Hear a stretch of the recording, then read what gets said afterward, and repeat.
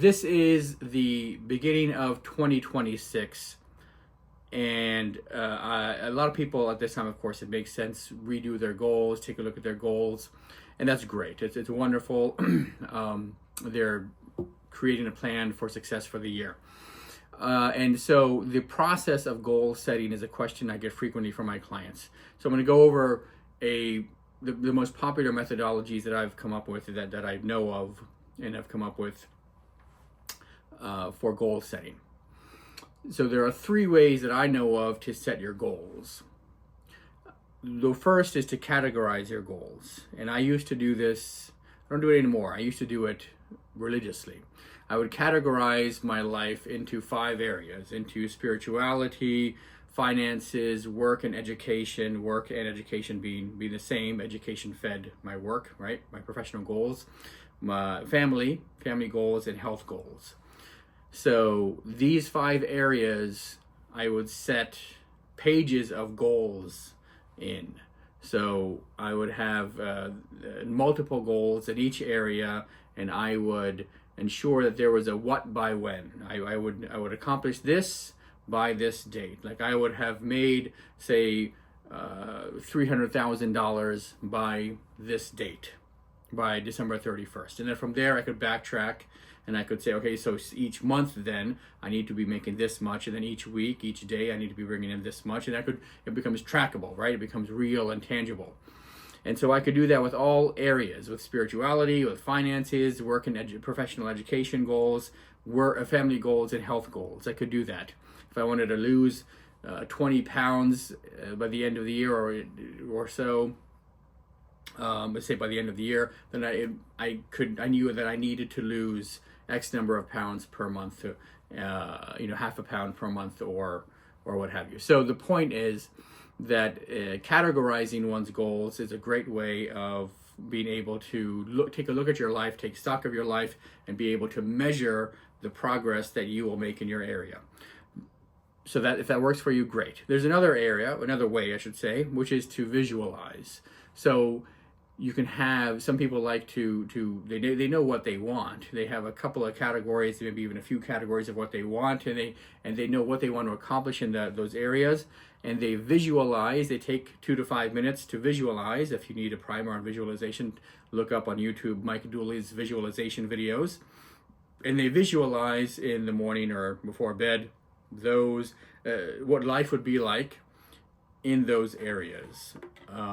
After having accomplished them, not accomplishing them, but how life will be after having achieved those goals. So after the money comes in, after they've gotten those clients, or after they've lost the weight, what is life like? What are they doing? And how has it benefited them? And then they work towards those goals. They don't just visualize, they work towards those goals every day. So if they visualize every day, that becomes their goal for the day. They visualize where they want to be, and then they take a baby step in that direction every single day. So every single day they're keeping themselves on track in that particular area. So they're not doing what the things they don't want to do. They're focused, and they are taking a baby step, just a small step in the area where they want to accomplish their success. Excuse me. A third way is to aspire. Excuse me. A third way is to aspire, meaning you look at 1, maybe 2 areas, maybe 3, but really 1 or 2 areas in one's life, and you create massive goals. I mean, like, you're shooting for the star in order to get the moon goals. You realize you may very well fail, and that's not the point. You're saying, I'm going to make $750,000, $750,000 this year. Money's a popular goal for people. So I want to make $750,000 this year gross. Then again, I can each month I can track it, and I can tell myself, okay, so each month is this much, and each week is this much, each day is this much. I need X number of clients and charge this amount of money. And if they don't get it, That's okay, because what if they only get 250,000, 300, 350K? If you only get the moon when you're shooting for the stars, you will have gotten still the moon. You will have pushed yourself further than you thought you could go. And that's a really important point, because there are no limits to human potential.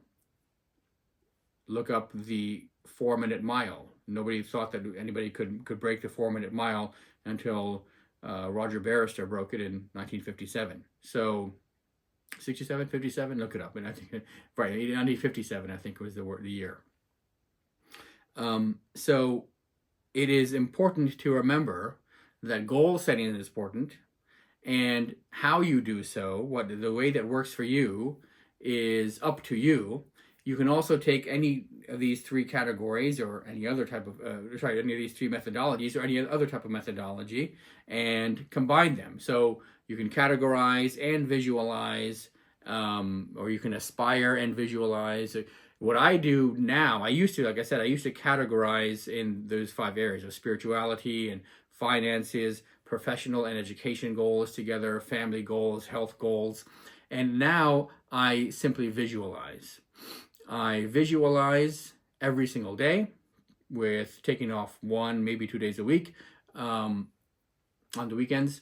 And I visualize otherwise every single day. And I take a baby step in the direction of my dreams, these big, scary goals that I have for myself every single day. So do what feels right for you for goal setting. Ensure that whatever works for you, you stick with it, and that it works in keeping you on track with your progress. That's the most important part of goal setting, is not so much enunciating, but staying with what you've enunciated throughout the year. So see what works for you. And if you have a question, drop me a line, a comment below, or send me an email. This has hopefully been a sage insight. I'm Parvez Khan, business and personal coach.